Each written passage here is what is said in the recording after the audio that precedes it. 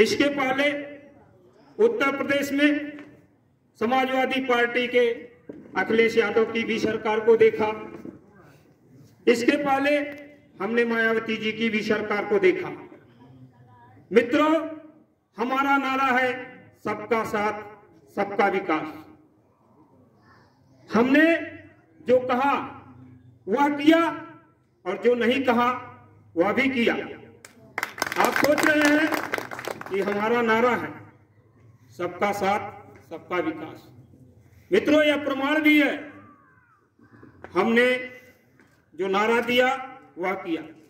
हमारे माननीय प्रधानमंत्री जी ने आवास योजना चलाई। आवास योजना में कोई ये नहीं कह सकता है कि किसी जाति को, किसी धर्म को, किसी संप्रदाय को देख करके दिया गया।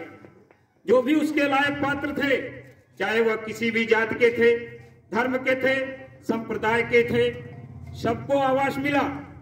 यहाँ उपस्थित बंधुओं से मैं पूछना चाहता हूँ कि क्या हमारे माननीय प्रधानमंत्री जी ने किसी जाति, धर्म या संप्रदाय को देख करके आवास उपलब्ध कराया है? नहीं। मित्रों, आपने देखा होगा समाजवादी पार्टी की सरकार को, जब उसमें विकास की कोई योजनाएं बनती थी तो वह किसी एक जाति के लिए बनती थी। उस सरकार में जब भी कोई योजनाएं आती थी तो उसका लाभ किसको मिलेगा यह तय होता था समाजवादी पार्टी की कार्यालय पर। लेकिन मित्रों, भारतीय जनता पार्टी की सरकार में विकास की जो भी योजनाएं बनी समाज के सभी वर्गों के लिए बनी, और यह भारतीय जनता पार्टी के कार्यालय पर नहीं तय होता था। यह ऑनलाइन माननीय योगी जी ने सिस्टम दिया कि आप ऑनलाइन आवेदन करिए। किसी भी अधिकारी को, किसी भी कर्मचारी को एक पैसा घूस देने की आवश्यकता नहीं है। हमारे यहाँ से जो भी योजनाएं चलेगी वो सीधे सीधे आपके पास पहुंचेगी। किसानों को सम्मान निधि देने का कार्य माननीय प्रधानमंत्री योगी जी ने किया। क्या किसी जाति के, किसी धर्म के, किसी संप्रदाय को देख करके दिया है? नहीं मित्रों, चाहे वह किसी भी जाति का, धर्म का, संप्रदाय का किसान है तो माननीय योगी जी की योजना में उसको लाभ मिला है, उसको सम्मान निधि मिली है। महिलाओं के लिए एलपीजी का मुफ्त सिलेंडर अगर हमारे माननीय प्रधानमंत्री जी ने दिया तो किसी जाति, धर्म या संप्रदाय के लोगों के लिए नहीं दिया, पूरे समाज के लिए दिया, चाहे वह किसी भी जाति, धर्म या संप्रदाय का रहा हो। मित्रों, समाजवादी पार्टी की बात मैं कर रहा हूं। नाम है समाजवादी पार्टी, लेकिन उसका समाजवाद कहां है यह मेरे समझ में नहीं आता। क्या आपके समझ में आता है? नहीं। मेरे समझ से तो किसी के समझ में नहीं आता होगा।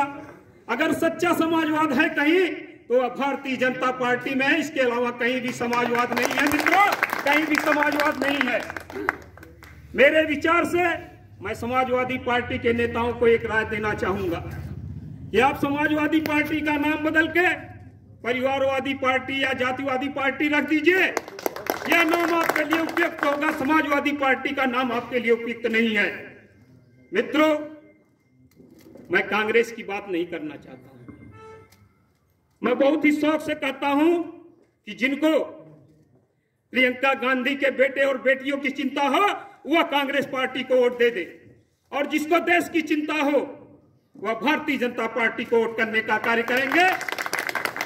मित्रों, मैं बहुजन समाज पार्टी की बात नहीं करना चाहता हूं, क्योंकि जिस सेना का सेनापति ही मैदान छोड़कर भाग जाए, जिस सेना का सेनापति ही मैदान छोड़कर भाग जाए, वह सेना क्या युद्ध लड़ेगी? जिसका सेनापति ही नहीं है तो वह सेना क्या युद्ध लड़ेगी? हार के डर से माननीय मायावती जी खुद मैदान छोड़कर भाग गई हैं। बिना सेनापति के सेना क्या युद्ध लड़ेगी? वो तो खुद ही सरेंडर कर चुकी हैं। इसलिए मित्रों, आप लोग किसी भी गफलत में ना पड़िए। अब पिछली बार जो गलती हमने 2017 में थोड़े से मतों से जो गलती हमारे यहाँ हो चुकी है, अगर हम अतरौलिया को विकास के पथ पर ले जाना चाहते हैं तो यह मान करके चलिए कि अब की बार फिर मोदी जी की सरकार आ रही है, इसमें कहीं से किसी भी प्रकार की लेकिन नहीं होने वाली है। और अतरौलिया के विकास के लिए अगर हमारे सहयोगी गठबंधन से प्रशांत सिंह जी विजयी होकर के जाएंगे तो अतरौलिया का विकास होगा, हमारे क्षेत्र का विकास होगा, हमारे नगर का विकास होगा, हमारी विधानसभा का विकास होगा। क्योंकि यह तय है कि उत्तर प्रदेश में फिर से माननीय योगी जी की सरकार बननी है। इसमें कहीं से आपको कोई चिंता करने की आवश्यकता नहीं है। मित्रों,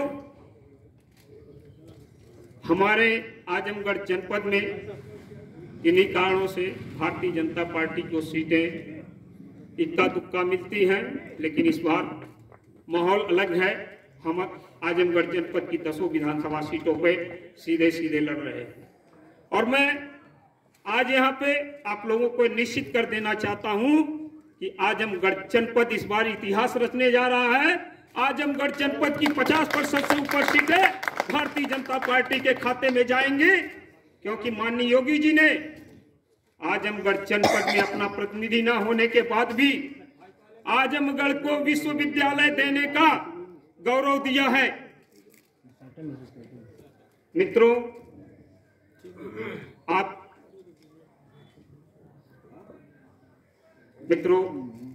मैं अपनी बात को यही विराम देता हूं। जय हिंद, जय भारत।